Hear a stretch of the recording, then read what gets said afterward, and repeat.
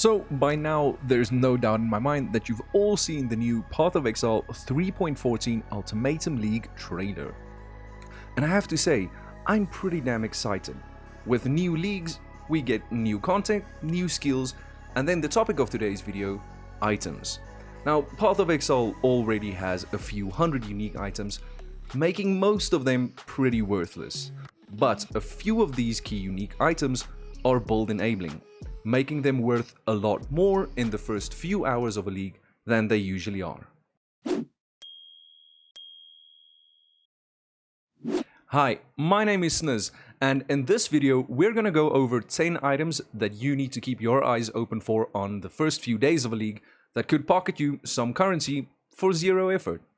So to prove that some of these items are really as worth as I say they are early on in a league, I'll be showing you the ritual data for how much each item was worth throughout the entire ritual league, so you can see their value spike early on into the league. Now, before we get started, a quick disclaimer. Path of Exile currently has close to 940 unique items, so it's pretty much impossible for me to talk about each one of those. So if there's an important unique item that I missed in this video, tell me in the comment section down below. And if I've missed enough of them, I'll make a part 2 of this video for the next league. Okay, on to the items.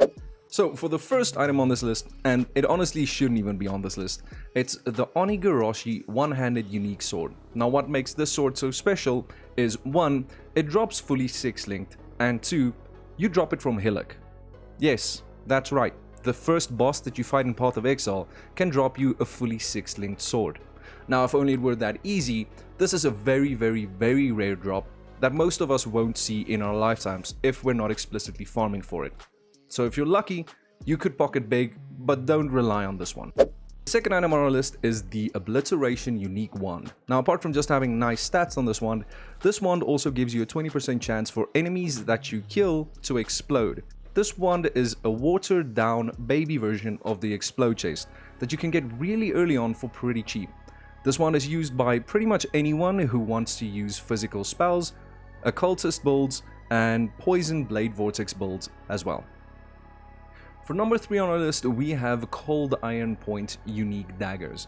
Now all this dagger does is it increases the level of your physical spells by 3, but you deal no elemental damage. So I've heard this being used by pretty much any pure physical based spell build, such as Physical Blade Vortex or Physical Bladefall Blade Blast, and I think the most popular use for these daggers are in Carrion Golem Necromancer setups.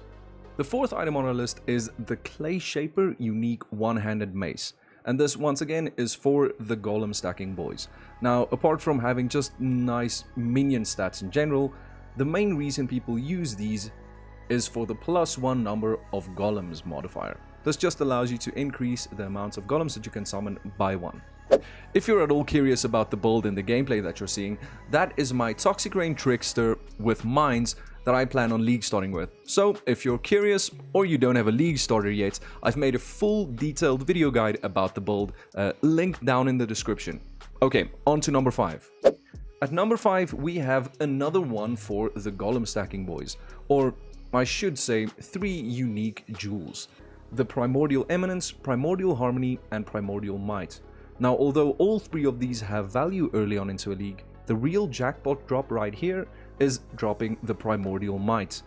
These go for quite a bit of currency early on into a league, or well, they're pretty much valuable throughout the entire league. The main reason being is you need to vendor all 3 of these unique jewels to get yourself an Anima Stone. That just increases the number of summoned golems you can have by 1, or if you have the correct setup, by 2. At number 6, we have the Call of the Brotherhood unique 2-stone ring. Now this ring converts a percentage of your lightning damage to cold damage, and mainly this used to be used by aura stackers, and although aura stacking isn't as strong as it used to be, this ring is still quite desirable early on into a league, and it holds its value pretty nicely throughout the entire league. So as we all know, party play is king in Path of Exile, and one of the reasons for this is thanks to quant stacking. Now quant stacking increases the amount of items that gets dropped when you kill an enemy. So at number 7, we have the Goldworm unique boot and Sadima's Touch unique glove combo.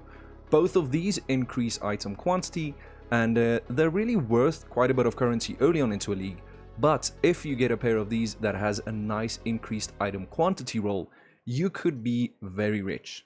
So while we're still on the topic of group play, at number 8 we have the Alpha's Howl unique headpiece.